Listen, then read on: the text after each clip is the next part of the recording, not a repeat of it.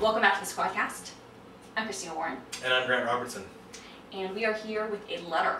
We have a letter. Oh, surprise, surprise, we have a letter from a viewer. And that viewer writes, "Dear Squadcast, I'm hot, let's face it. Some people are just more attractive and I'm one of them. I know exactly how this person feels. It's tough. It's rough out there. Yeah. I wouldn't know, but that's good to know. I've never written a screenplay. I've never acted in a play. Hell, I've never even picked up a camera, but I know I'm the next Tarantino or Spielberg. I watch movies all the time. How hard can they be to make? How can I show the world my awesome talent? Signed, Movie Mogul in Memphis." Well, we would recommend picking up a camera first. That's helpful. You want to do that, but after that, stay tuned. Listen to our interview with Vimeo's Dallas Verdugo, who is going to talk to us about how to make video and for the web. Exactly, and we're going to talk about the best ways to get them online on the Squadcast.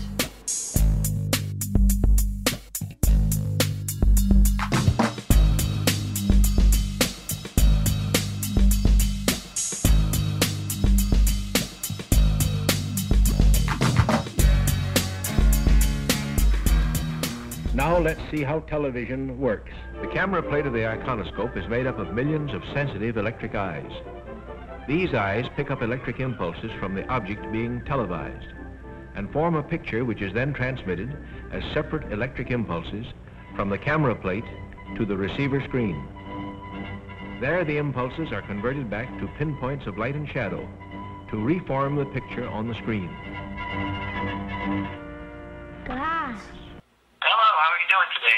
Excellent, excellent.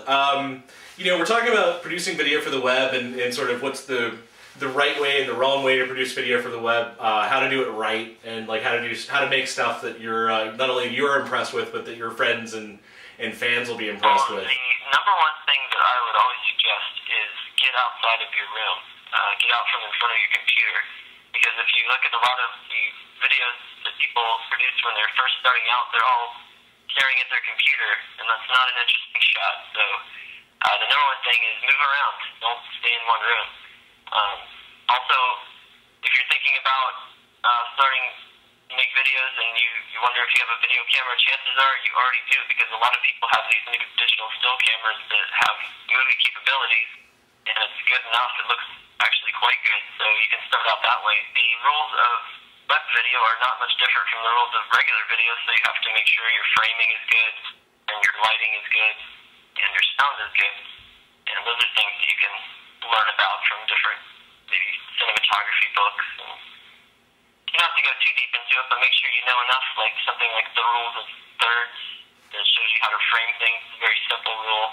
You can look at rule of thirds, and that will automatically make your shots look a little more professional. I've noticed some really cool things on Vimeo in HD that weren't shot with HD cameras, but that were shot with HD or with a still camera at a resolution that would work for HD. A lot of our employees are excited about HD in general.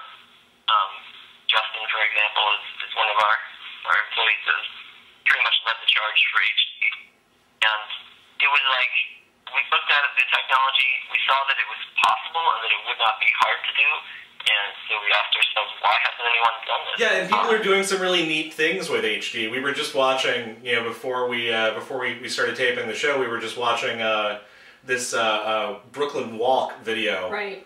That was shot with a still camera. I love that. Yeah, it's such a neat concept. It looks like really, it probably would have been so easy to do. If you're just starting out and you want to get attention, I highly recommend either some kind of pixelated animation like that or a time lapse, because those things are extremely popular and immediately people will start paying attention to you.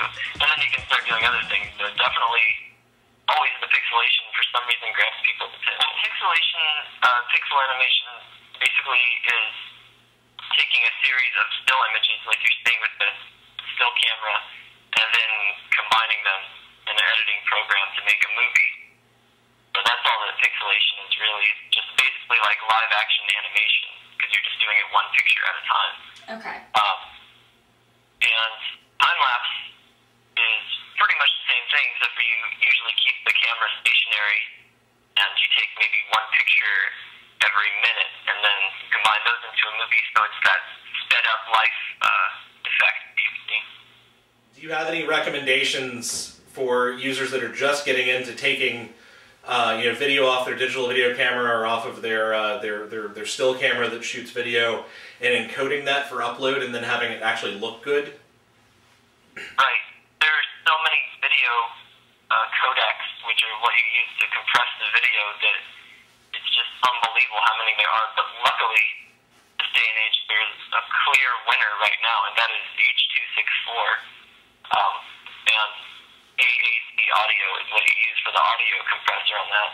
So most programs will have the H.264 option. You can do it either from iMovie on Macintosh, or there's a program called iSquint that's free for Macintosh. I highly recommend it. On PC, I'm not as familiar with their programs, but I hear there's one called iPodifier that will also work. Okay. Any programs that will do H.264, that's the one to go with because that looks the best. Television is just made to order for GIs with radio and radar experience. 85,000 maintenance men are going to be needed to install and service the 30 million sets expected to be sold within the first 10 years of full-scale production.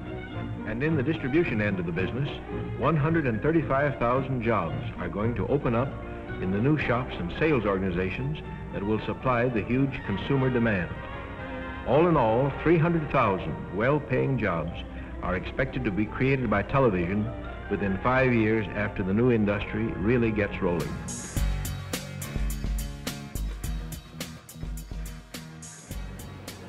You know, when you're doing video on the web, you need to upload video to a lot of different places to get it seen.